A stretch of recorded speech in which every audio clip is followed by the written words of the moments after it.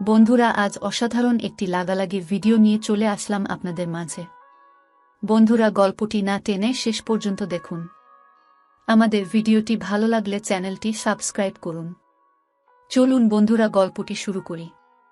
মাকে দেখে এক মহিলা পাশ থেকে বলল, দেখো বুড়ো বয়সে আজকাল মানুষের মনে কত রং লেগে আছে। আমি কোনো উত্তর দিলাম না। পাশ থেকে নিতু বলল, হ্যাঁ আন্টি, আপনাদের তো জীবনের সব রং মুছে গেছে, তাই হয়তো মানুষের রং দেখলে হিংসে হয়। মহিলার মুখের উপর এমন কথা বলার কথা ঘুরিয়ে নিয়ে বললেন, আমি যে তেমন দোষ করে বলি নাই। এই মহিলা ভেবেছিলেন আমরা কিছু শুনি নাই। তিনি মুখের উপর এমন কঠিন জবাব পেয়ে যেন পরাজিত হয়ে গেলেন। আমার বন্ধু হালিমের বিয়েতে এসেছি আমরা, সাথে মা এসেছে। যখন স্কুলে পড়তাম তখন আমাদের বাসায় প্রায় দিনই আসত। হালিম আমাদের বাসায় এসেছে আর ভাত না খেয়ে গেছে, এমনটা কখনো মা হতে দেয়নি। হালিম যেতে চাইলে মা যেতে দিতেন না, আর যার কারণে হালিমকে আমাদের বাসায় খাবার খেয়ে তারপরই যেতে হতো। অবশ্য হালিমের আমার মায়ের হাতের রান্না নাকি অনেক পছন্দ। আমাদের বন্ধুদের ভিতরে একমাত্র বাকিই ছিল বিয়ে করবার হালিম। অবশেষে ওর বিয়ে ঠিক হয়েছে। বাসায় এসে দাওয়াত দিয়ে গেল, বিশেষ করে বলল মাকে যেন নিয়ে যাই। আমার মা বললেন, না বাবা, আমি যাব না, ওরা যাবে।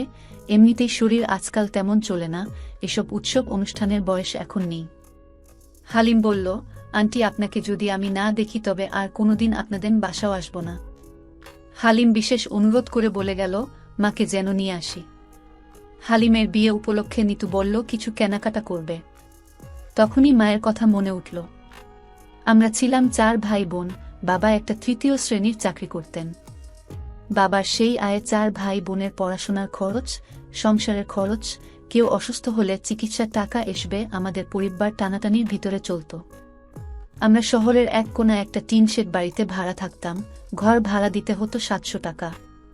যখন কোনো অনুষ্ঠানে আমরা দাওয়াত পেতাম, আমাদের সবার ভালো পোশাক থাকলেও এসব অনুষ্ঠানে যাওয়ার মতো মায়ের কোনো ভালো শাড়ি ছিল না। বড় আপার জন্য নতুন জামা কিনত, ভাইয়ার জন্য জুতো, আমার জন্য শার্ট, ছোট বোনের নতুন পোশাক দরকার হতো। মা কখনো নিজের জন্য বলেননি।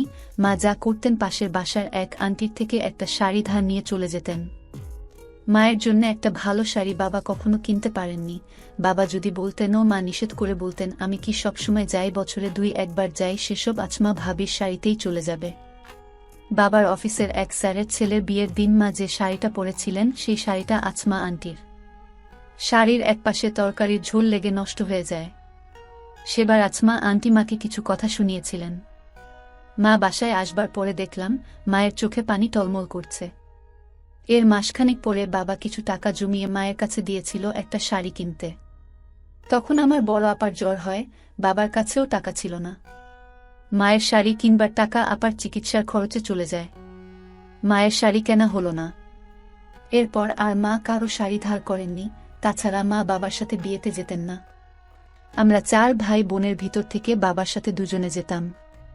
মাকে শাড়ি কিনে দেবার মতো এখন আমাদের ভাই বোনের সবারই ক্ষমতা হয়েছে। যদিও বাবা সেই সুন্দর সময় দেখে যেতে পারলেন না। বড় ভাইয়ার যখন চাকরি হলো, এর 2 বছর পরেই বাবা পৃথিবী থেকে চলে যান। আমার বাবার জীবনের পুরো সময়টা অভাবে আর টেনে টেনে চলে গেছে। মাকে রঙিন শাড়ি কেউ দিলে সেসব পরেন না, সেই শাড়িগুলো বেশিরভাগ সময় নিতু পরে। মায়ের এখন উজ্জ্বল রঙের কিছু পরতে ইচ্ছে করে না। নিতু যখন শপিং করবার কথা বলল, তখন আমাদের সেই টিনশেডের দিনগুলোর কথা মনে পড়ে গেল। কোথাও দাওয়াত থাকলে মায়ের শাড়ি ধার করবার দিনগুলো ভেসে উঠল সামনে। মায়ের জন্য 5200 টাকায় একটা শাড়ি কিনলাম। শাড়ির বিল যখন পরিশোধ করতে যাব, আমি টের পেলাম চোখে পানি এসে গেছে। আমি বড় কঠিন মানুষ, সহজে কাঁদি না। বাবা যেদিন সন্ধ্যায় মারা গেলেন, আমার সব ভাই বোনেরা কাঁদলেও আমার চোখে পানি আসলো না। আমি কিছুতেই কাঁদতে পারলাম না। বাবাকে গ্রামে নিয়ে যাওয়া হয়, সব কাজ শেষ হলো। রাত তখন 12টা। আমি বিছানায় শুয়ে আছি, তখন দেখলাম আমার 2 চোখ বেয়ে জলের স্রোত নামছে।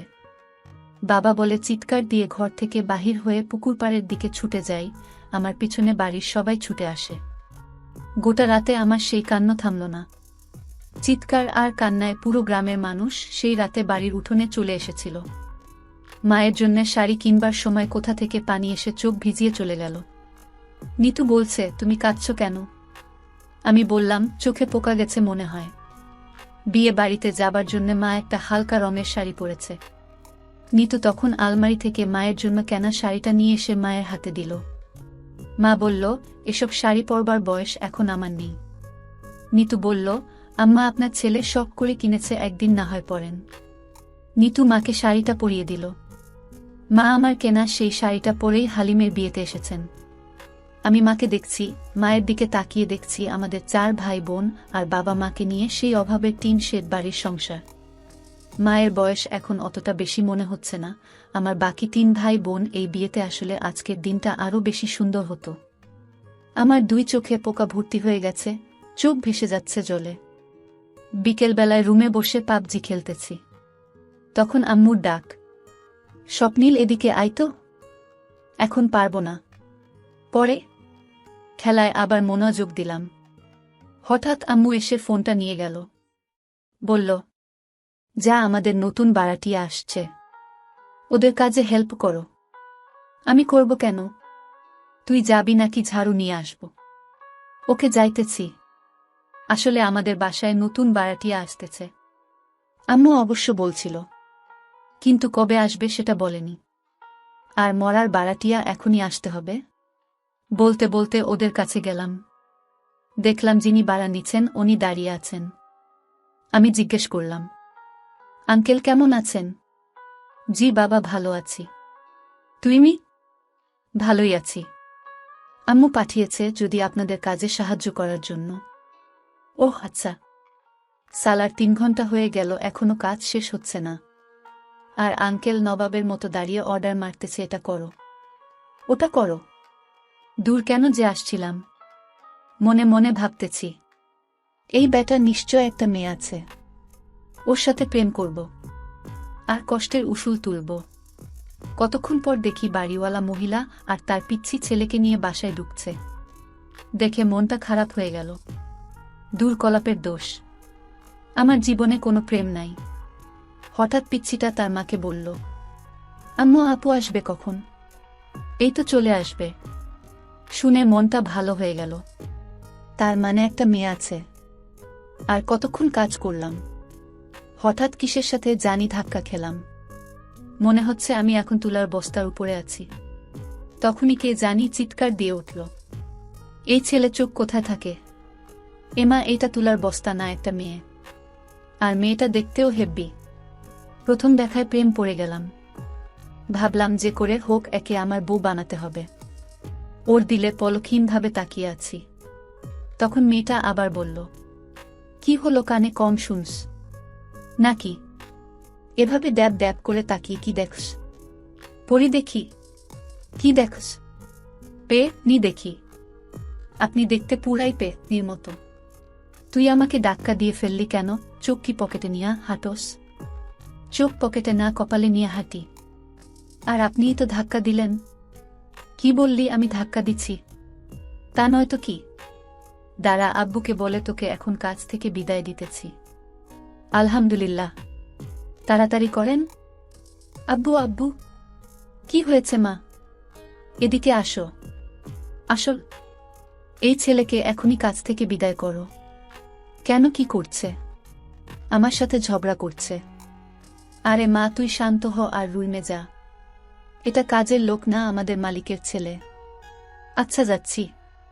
আচ্ছা বাবা, তুমি কিছু মনে কইরো না। ও এমনি। না আঙ্কেল, সমস্যা নাই। আচ্ছা, অনেক কাজ করছো, এখন রুমে গিয়ে রেস্ট নাও। আচ্ছা। সালার এতক্ষণে মায়ের নজর পড়ছে, আমি রুমে এসে ফ্রেশ হলাম। তারপর এক ঘুমে রাত কাবার।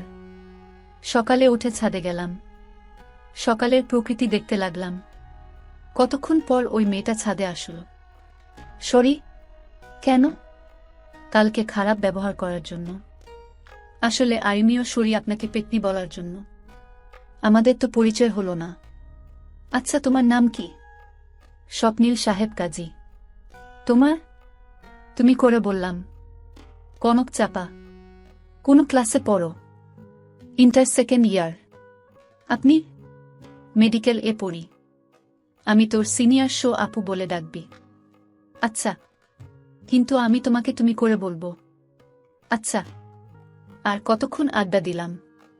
পরে রুমে এসে বসে আছি, হঠাৎ কনকের আম্মু আসল, আর আমাকে যা বলল তা হলো।